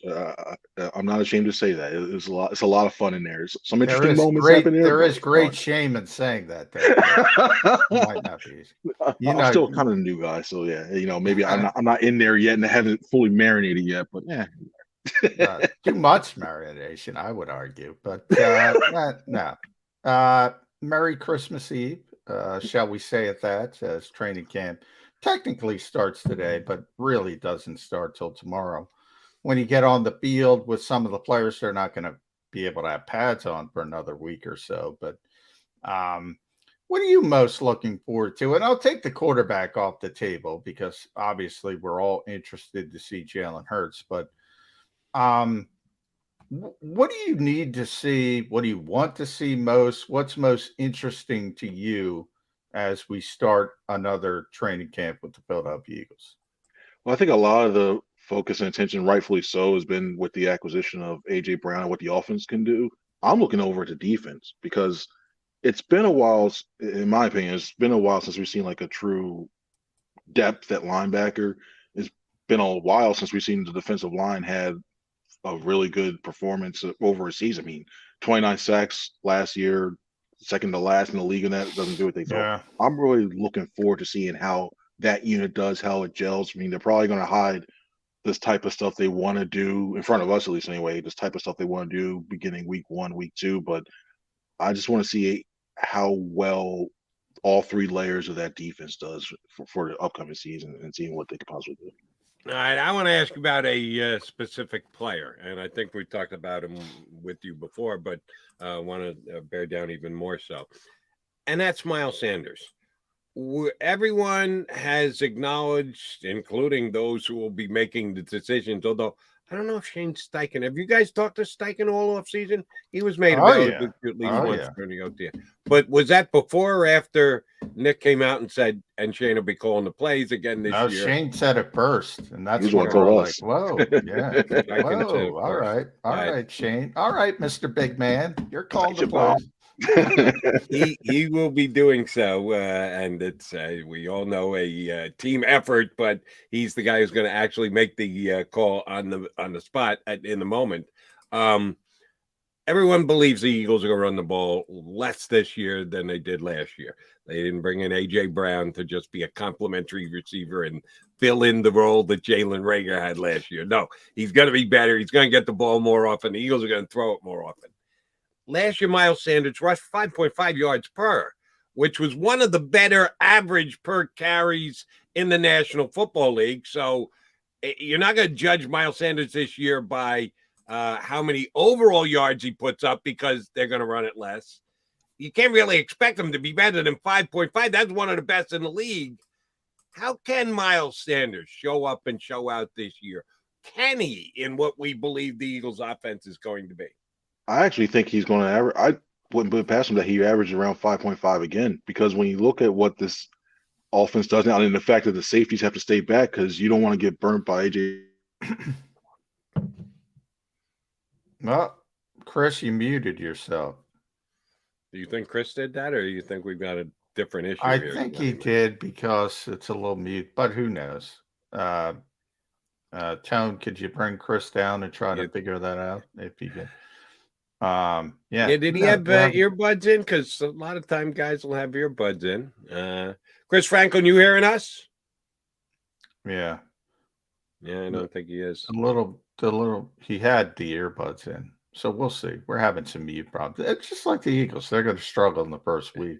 Yeah, both of our guests today, BLG, we went through it. It's opening day of the season. There are a couple of bugs we got to get out of the system, and we'll work. Yeah, it happens. Let me run the question I ran by you, John McMullen. Last year, Miles Sanders had the year that he did, injury included. There are certain things that he did very well. 5.5 yards per carry is damn good. There were other things he didn't do it near as well. Didn't catch the ball out of the backfield. Did not find the end zone once. Do you think that there is a path for him to put up a wow type year that he will make the decision on how much the Eagles should pay Sanders to bring him back? Do you think that can happen? And we'll see. We've got Chris still having some problems with the microphone, but I don't think so. And then it starts with the definition, right, Jody? So what is the definition the fans have of a breakout season? I would say those 1,250-yard rushers, they don't really exist anymore. No. I think it's Derrick Henry, it's Jonathan Taylor, it's Nick Chubb, it's Dalvin Cook, it's Christian McCaffrey. 5 guys over the past 3-4 years have gotten to that level, partially because of the changes in the game as a whole, and it's more of a passing game, but partially because the teams that do run the football, they split the carries, right? They split it. And Nick Siriani has shown that while he doesn't have that big committee, he doesn't have that 3 or 4 person committee that Doug Peterson would have. He likes to play 2 running backs, and he likes to split the time. And whether it was Miles Sanders and Kenny Gainwell early, or Jordan Howard and Boston Scott when Miles got hurt and Kenny got benched, or they went back to Miles Sanders and Jordan Howard. It's always those two guys getting the vast majority of playing time. I don't think that's going to change. It's going to start the same it was last year at the beginning of the year. It's going to be Miles and Kenny. Can he get to 1,100 yards or 1,000 yards or 1,100 yards if he stays healthy? Yes. He would have had that yet last year if he stayed healthy. True. And he played in every game. So to me, that's just about health and being there for 17 games. But as far as the monster season, and there's Chris, and I think we got him back. Sorry about that. Technical difficulties on mine, looks like, on that laptop. Sorry about that. It happens in the world of streaming. But we were talking about Miles Sanders, Chris, and I think there's this, he's a very talented guy.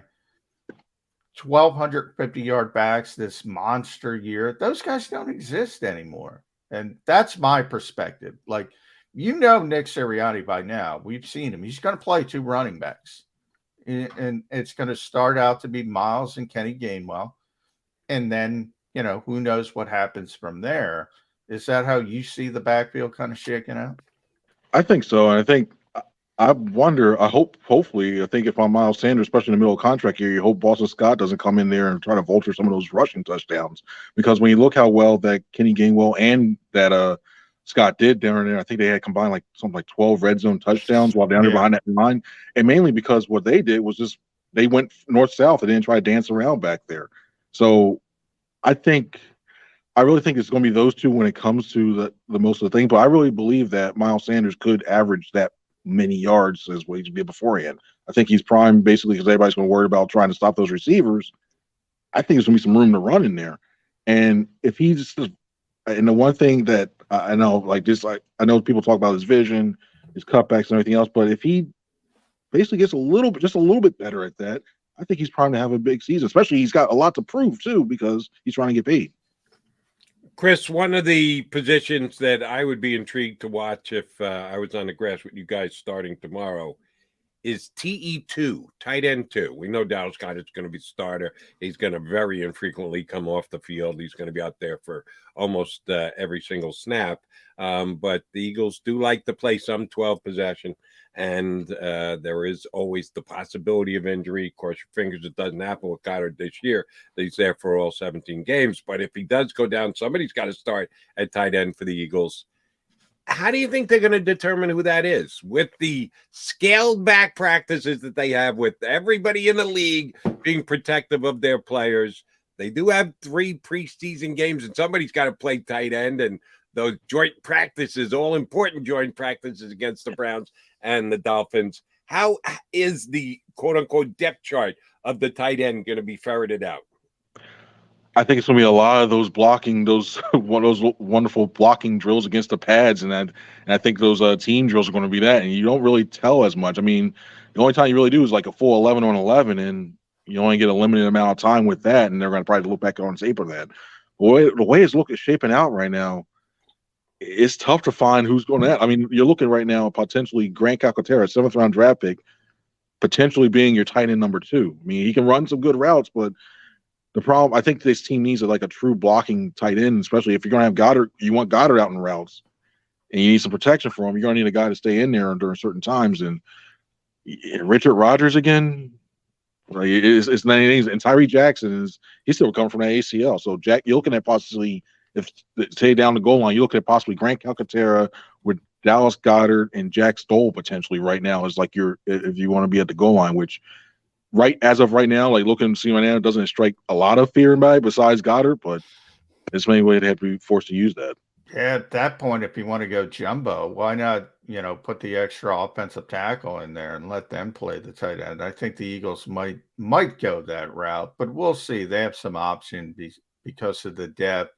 I do want to, because Jody brings that up, Chris did sort of his training camp preview at NJ.com, examining the Eagles' upcoming season from A to Z. So, first of all, tip of the cap, if I had one, to getting all the letters in there. I like the stretch, and Jody started it with G, H, I, and J. And G for Goddard's backup, which Jody just talked about. To me, that's a glaring sort of issue that the Eagles have to solve. And they brought in 3 tight ends yesterday to work out, so we might see some new names as well. H was for Anthony Harris. I was for Isaac Seumalo. And J was obvious for Jalen Hurts. But we'll start with safety. 3-man rotation, or do the Eagles want 2 of those 3 to seize that position? I think they want 2. They want to find out their main 2. I think they're 2 of the things. And right now, it looks like it's going to stay chalk. I mean, I think Marcus Epps is the better free safety than Anthony Harris, and we know Tart's more strong safety. So I think as of right now, like, you have Epps at that spot. And then for me, potentially it comes down to the 2-man job between Harris and Tart. And right now, I think it's hard to believe, was Anthony Harris. I think for what the Eagles want to do, I think he's better, more equipped to play that strong. But then I think Tart still gets a lot of run, especially, like, say, they play a big nickel, and they have a team that still likes to run, but they still like to throw out, like, say, a really good 11 personnel. So I think that's another matchup to watch. I think it's more Anthony Harris versus Jaquiski Tart, with Epps, surprisingly, out of all people, being the starting free safety. But I still Ronnie Lott, baby. Oh God, I think he'll play good enough that people are like, all right, cool, yeah, he just start. But I think it was pretty telling that, you know, we kept hearing about Marcus Williams, Tyrann Mathieu. If the team still kept looking at that, there's questions. All right, will Raven Clark showing up in these practices? That's why, you know, this is the show for the hardcore Eagles. Yeah, it is. Jody gets down to Raven Clark. Down to Raven Clark, and you know where the question is going. If he shows you just enough that you can pump up your confidence level, that he can be the backup at left tackle, pretty important position on the line, it would free up the possibility to trade Mr. Dillard, who John and I have been going back and forth on since last year, when John said, you know, that Dillard's actually listed number 1 on the depth chart ahead of Mailata. Took the first rep. He surely did, and he didn't take many thereafter, and he won't be taking that many going forward. Till he got hurt. They were rotating the whole time. People forget about that. Exactly. It was about 14, 15 days. They were rotating the whole time. But Chris can back me up. Yeah, the cream rose to the top, and the cream was Jordan Mailata. But Andre Dillard's still here. Hasn't been moved. He is their best backup left tackle as of right now. Does Raven Clark have to actually show you something for Howie Roseman to put Dillard on the open market and potentially trade him if another team has a massive injury in preseason? I think both of them are going to stay on this roster, unless I'll put the caveat: unless there's a team, a contender that suffers a major injury to their left tackle, or then all of a sudden becomes, well, look what we got here. 4th round pick, 3rd round pick's not looking so bad now for Andre Dillard. I think they like Raven Clark just because he can play both tackles, and also he started taking some reps at guard too. And you know how much Jeff Stoutland and the rest of his team love that positional flexibility, having him play inside, like everything else. Basically, he can play anything on almost everything except for center. So I wouldn't be surprised. I don't think he has to show enough. I think if you start to worry if like I don't know, like Coyote or Seeker or something like that starts to pop up, and the next thing you know is like, wow, because he was a former tackle, like, wow, you know, maybe we move him out, and then Dillard just looks awful when they try to keep that as quiet as possible, and they try to move him for whatever they can. But I think you're looking at both of them remaining on here, barring injury elsewhere. All right, we'll shift it to an even bigger potential trade candidate from my perspective, and that's Jalen Reagor. So I'll give you 3 options, Chris. Jalen Reagor is on the field September 11th in Detroit.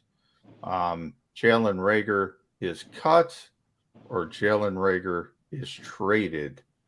What is the most likely to happen? What is the least likely to happen? The most likely to happen is that we'll see Jalen Reagor back, and there'll be a bobble on the first punt, and everybody will go, oh, see, we told you. Here we go again. and the least likely to happen, I think, is the cut. I think I think it's going to be tough to trade. I think everybody. Well, I think there's a few teams that like him still. Like still think that he has potential, and I think there's more smoke with that Chuck Clark deal. But obviously, obviously no, it hasn't been done. When you look at the way that Reagor, as a fifth wide receiver, which you shouldn't be saying about your first round draft pick a couple of years ago, you could do worse. But then also when you look at that cap hit they'll have to incur, if they just outright release him. He's coming back, and I think I wouldn't mind seeing him in 5 wides, and that's putting a stretch because and I can see right now he's going to tantalize everybody. He's going to show. Oh, he is. That's the problem, Chris. You know, at training camp, other than AJ Brown or Devontae Smith, I'm saying it right here. I put it on Twitter yesterday. Jalen Reagor is going to look like the best receiver the Eagles have outside of those 2 guys because he's got more talent than everybody else. And he's going to make a one-handed catch. There's no pressure. Remember the catch he made last year in camp, which was unbelievable. He's going to show up in camp. How does that affect things? Does that make him more valuable? Does that make the Eagles buy into it?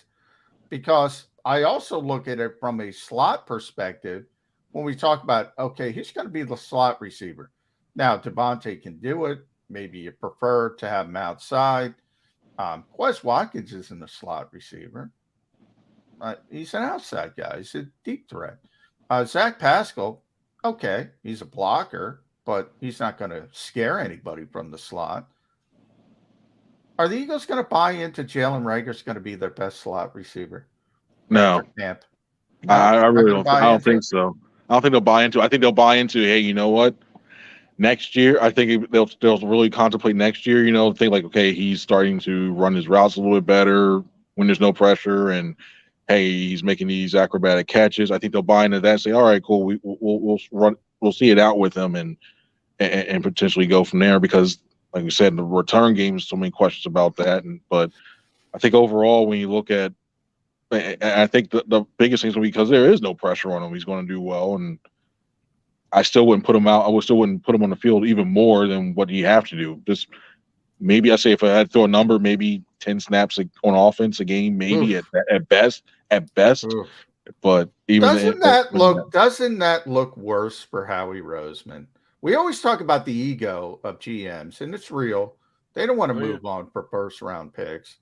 But isn't it worse if you're just keeping a guy on the roster because you don't want to be embarrassed by cutting him and he's out there for 5-10 snaps? Doesn't that make it look worse for you as a GM than just saying, all right, raise my hand. I got this one wrong. Let's move on. Let's turn the page. Why don't more GMs see it that way? Because I still think they hold out. I think I look at them like a teacher looks out as that student who shows potential, and and for them, Jalen Reagor's that student that shows potential. Like I don't want to give up on him because I'm afraid if he goes somewhere else, he'll blow up. I think it's more one of those things. Because right now, if you put him on the Packers, let's say, and you have Aaron Rodgers, all of a sudden he blows up. And that's where everybody will come back. Why'd you trade him? You could have had this guy. You hadn't do what have you and all stuff. So I think it's one thing that's probably every chance. That's how much stinking respect I have for Aaron Rodgers. I had no doubt that Jalen Reagor would blow up in Green Bay. No doubt. Yeah.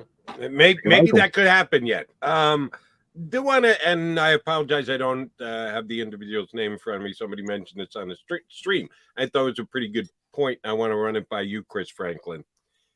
Once the Eagles start running whatever drills they are, 7-on-7, 11-on-11, whatever they do, they got 2 pretty damn good corners. And we know Slay is Slay, but we're going to get our first look in Green. James Bradbury, I thought he was an excellent addition during the offseason. As soon as the Giants released him, I started screaming from high heck. Eagles need to sign this guy. Eagles need to sign this guy. And Howie, good job out of you. He got him signed, and he's here. And Bradbury's trying to make his name, cut his bones here in Philadelphia. But the Eagles have a quarterback that they want to see take steps forward during this preseason. How hard are the cornerbacks going to work at making Jalen Hurts look bad in whatever practices they have? Because, they got to kind of take care of their own turf. They can't be concerned that Franklin and McMullen and BLG and all these guys are on the sidelines going, uh-oh, Hurts got picked off again. Uh-oh, Hurts got picked off again. The Eagles got two pretty good corners. Hurts might not go 7 of 9 in passing drills. How much will you be boring down on that, the job that the cover corners do against the Eagles wide receivers and their quarterback in all these practice sessions? Oh, that's gonna be fun! I can't wait to. I actually can't wait to watch that because to see the releases that seeing Slay versus. We already know the rivalry Slay and Smith have between each other, but seeing Bradbury and AJ Brown side, or even Slay versus AJ Brown and Smith versus Bradbury, and we saw what happened last year when Bradbury went against Smith. I think there may be a few more days where, especially early on, because it seems defense always has the edge on offense, where it looks like, well, this offense can't do anything right. And then I know right now it's going to, oh, well, the offense looks bad, I think, and then they'll finally go that one. So I think they won't let up because I think in the end it's going to help everybody get better. If that was your question, Jody, Slay going easy on Jalen Hurts, man. Okay, he's going to talk to him too. He's going to let him know too. For anyone who's been to an Eagles practice at NovaCare, they have 3 fields, and occasionally they're on the field closest to Patterson Avenue. And I remember they were doing drills, and I don't know if you were there for that play, but Slay just baited Jalen Hurts, and you could see it. I was 5 feet away from it, and he just baited him.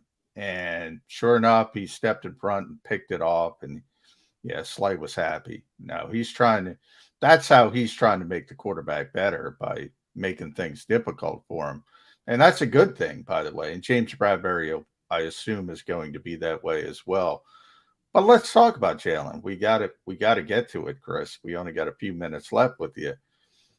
Mike Sando, I'm sure you saw The Athletic put together his annual quarterback survey. He talks to executive coaches around the league. Jalen ended up tier 3, which I think is correct. Number 20 overall, tied with Carson Wentz, which was weird, but number 20 overall. Too harsh? Is it right where he belongs? What do you think? I think it's around 17, 16. I thought Matt Ryan was ranked too high, personally. I think his better years have passed him by, but I think tier 3 it's correct to have him in tier 3 right now. He hasn't consistently shown that he can make some of these throws. I mean, he's gotten better. You've seen flashes of it, and the athletic ability, you can't knock the athletic ability when it comes to extending plays and just design run plays as well too. I think if he if he begins to show that he can understand some of the coverages that have been thrown to him and beat some of those zones, because they're going to try basically the Tampa Bay Buccaneers laid the blueprint how to beat them pretty much. And it's up to Jalen now to say, okay, this is how you play me. This is how I'm going to basically to adjust to it. So I think right now, especially still young, he's got skills and got the tools to be better. But right now, tier 3 is pretty fair for him. All right, see, last one for me. Last year was Nick Siriani's maiden voyage as a head coach in the NFL, and had a pretty damn good ride by going above 500 and making the playoffs. Yeah, they did play the Bucs that game. We haven't forgotten, but try to put it off to the side as of right now. The best of the best learn from their experiences and look to improve and make changes where necessary. Within the first week, 2 weeks, what change do you think you'll see in Nick Siriani? Will he blatantly open up and admit to you guys, here's something pretty big that I'm doing different? Or is it something that you guys are going to have to pick up on? If he doesn't change, then that's not good, because I think everybody's got to change from year to year. Belichick changes from year to year to year to year to year. What do you think will be the thing that you guys will notice that Nick Siriani's doing a little bit different here in year number 2? I think we'll see more of the CEO, Nick Sirianni, because it looked like last year he surveyed all the positions, but like he leaned a little bit more on the offensive side. You know, he was jumping in when it comes to the route details, how the guys were running. I think this year, especially with handing the play calling off to Shane, I think we'll see him more and more at each position group, and seeing him really start to like give tips to everybody and really get in there. So I think that's the main thing I think we'll see differently. Otherwise, I think we'll still see the message. I wonder what the message is going to be this year. And everybody, we still talk about the roots thing and the flower and everything else. I wonder what the overall message is going to be that he conveys and say, hey, you know what, because his team has a lot of expectations on him, a lot of eyes on him, and a lot of expects of him. So I want to see what he does in that aspect too. But I think overall it's going to be more CEO type guy. Well, let's end it there then, Chris, with those expectations. At C. Franklin News, read them at NJ.com. Also, LehighValley.com. Is it LehighValley.com? That's going to be big for Kaiser White this time. Yeah, I'm taking the Nick Fierro. I'm going to pass the baton and take over that the Lehigh Valley belt and look forward to hopefully helping those guys out. But I think overall, it's good to be up there. I got to see the Iron Pig Stadium once when Devonta Smith celebrity softball game. Yeah, good area. Smith. No Richard Rogers at the celebrity softball game, I believe. He's a ringer. I'm surprised Richard didn't show up. But those expectations, they can go in a positive direction. They can go in a negative direction. How do you think this team handles it? Specifically, when you talk about the head coach you were just talking about, it's different. Nobody expected. Nobody knew Nick Siriani. They kind of downplayed him after the opening press conference. Now everybody's like, well, this is a good team. This is a good team. How does that change the coaching philosophy, how he's got to handle things? Is it easier, more difficult? The floor is yours. I think it's more difficult when you have a team that everybody says, like, hey, it's going to be good, because it's tough when everybody says you're bad, you usually use that as a rallying point, crying and go, hey, you know what? You go us against the world. They think we can't do anything. Let's show them that we can. And I think we saw that happened that last year. When everybody tells you, oh, you're good or you're going to win the division and everything else, it's tough to try to downplay that because you don't want to try to be too negative and think you guys, you don't believe in us. But at the same time, you don't want to think, okay, you know what? You don't want them to be overconfident and then say week 1 against Detroit, they get boat race, and then everybody going, well, what happened? We thought you're good. And then everything spirals down for that. So I think for Sirianni, message was we're going to take it one day at a time, one practice at a time, one day at a time. But overall, arching, he's got to. It's one of the things you hate to say, but you got to truly believe that cliche, because if they start to look too far ahead and start thinking, oh, well, by week 13, we should be this and should be a 3-4 seed, something like that, then they're going to find themselves in trouble. All right. I'm since I asked this to BLG when we had him on earlier, I guess this is going to become a standard question for me with all you guys before the season gets underway, who are going to be there and be on the grass and cover the Eagles' every movement. How many touchdowns the Eagles going to beat the Lions by week 1? Mr. Franklin, you want to give us a guesstimation on that? I think they win by 10 points. I guess a total touchdown and field goal. I think it's going to be a lot closer than what everybody thinks. So do I. Oh, not everybody. BLG has the friggin' Eagles losing the opener to the Lions. I was about to say, BLG's got them losing. Wow. I got them winning on a Jake Elliott 48-yard field goal late. I think they win by a field goal. I think it goes close into the fourth quarter because they might try Detroit might try some things, and they had all summer to plan for this game.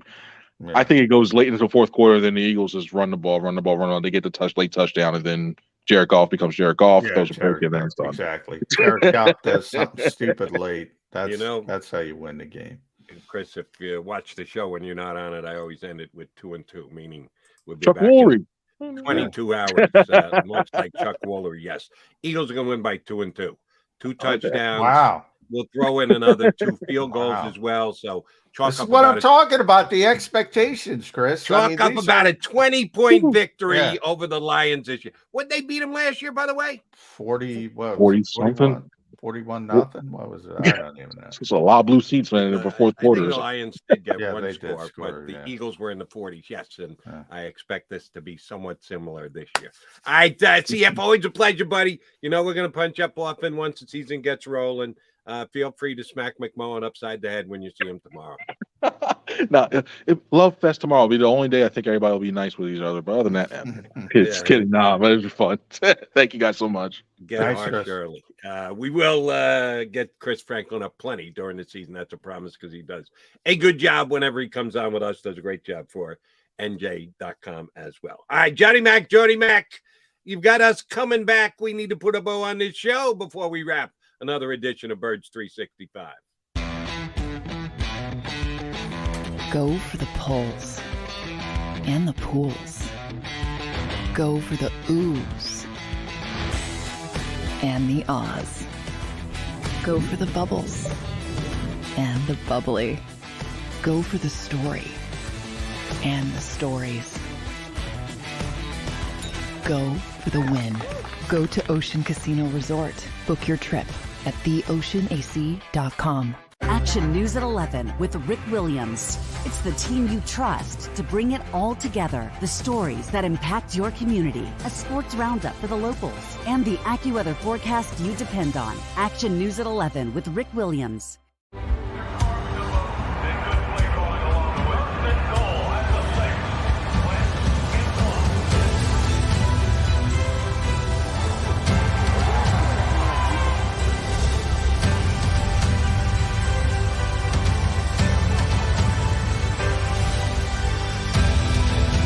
Field of life, First Trust Bank is there for you.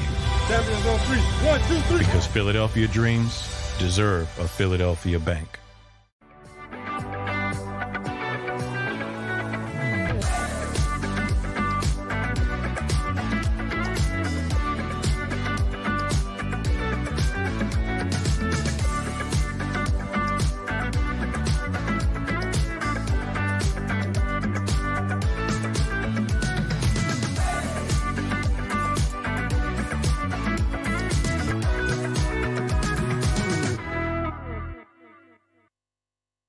At Stateside Vodka, every new customer gets the world's best rocks glass. Free. What's that? A rocks glass? You're telling me that bottle is cut in half? You could say that. Holy shit. And you're telling me I can get one of these glasses for free? That's right. One free rocks glass per customer with each first-time purchase of Stateside Vodka. So good, it just disappears.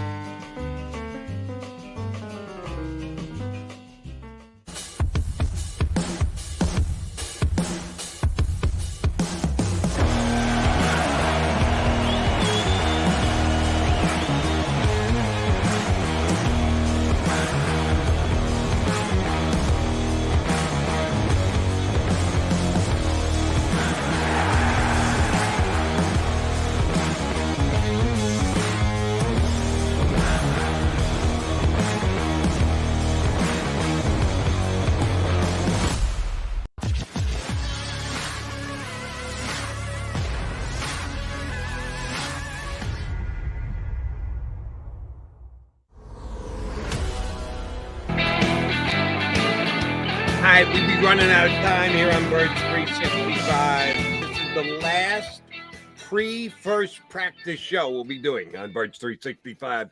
Yes, the Eagles report today, and we'll get their first workout in tomorrow. John McMullen will be there on the grass, and we'll certainly get his report on the day after. But tomorrow we're going to get you early, Johnny Mac, and then you're going to run over to the... Yeah, that's the plan. A little bit early, be here at 8 o'clock, try to get off by 8:30, try to get down there for Nick Siriani, is opening address. Should be exciting. Should be. And just found out that Rick Saratella is going to be in your stead tomorrow. John will be on kind of as a guest to start the show. But Rick Saratella, who's going to be doing shows for us here at JAKIB Sports and JAKIB Media YouTube channel. You should know Ricky because he's jumped on plenty with us over the last couple of years. He specializes in draft coverage, but Ricky covers the entire league. Don't kid yourself. So Rick is going to come on and co-host with me when we punch John up to start the show. That should be fun. All right. So you should be over there before now. What time do you think the coach is actually going to start talking to you guys if practice is supposed to get, or whatever, workout is supposed to get underway around 10? 9:40. 9:40, 9:45. So about 15 minutes with the coach, and then I'll go right onto the practice field. All right. So if training camp is here. If you have specific questions, because John McMullen needs help for Nick Siriani tomorrow. I always need help. I'm one of those annoying people that always gets questions in. So yeah, throw them at me. Feel free to tomorrow here on the stream. If you're back with us tomorrow, run them by. Johnny will take some notes, and then he'll run over and get his question in for Nick Siriani. Good show today, buddy. We worked through a couple technical difficulties, which means yes, the season's about to start. You got to work. Eagles got to work through some difficulties. It's apropos, Jody. It's apropos of training camp. That's what you do. You work through difficulties. And we got both Chris Franklin and BLG back up. So I hope you guys enjoyed. We will do this again tomorrow. Be here 8 o'clock. Johnny Mac for the first half hour before he's got to run over to the NovaCare Complex. It'll be yours truly and Rick Saratella here on Birds 365. So a little bit of a different combo tomorrow, but we'll all be back here in 2 and 2. You've been listening to Birds 365, the destination for the passionate Eagles football fan who bleeds green. If it's Eagles football, we're talking about it. Debate inside the locker room and guests that are some of the greatest football minds from around the region. We hope you enjoyed the show. We know we had a blast. Make sure to like, comment, and subscribe, and we'll be back soon. But in the meantime, hook up with us on social media at JAKIB Sports. See you next time on Birds 365.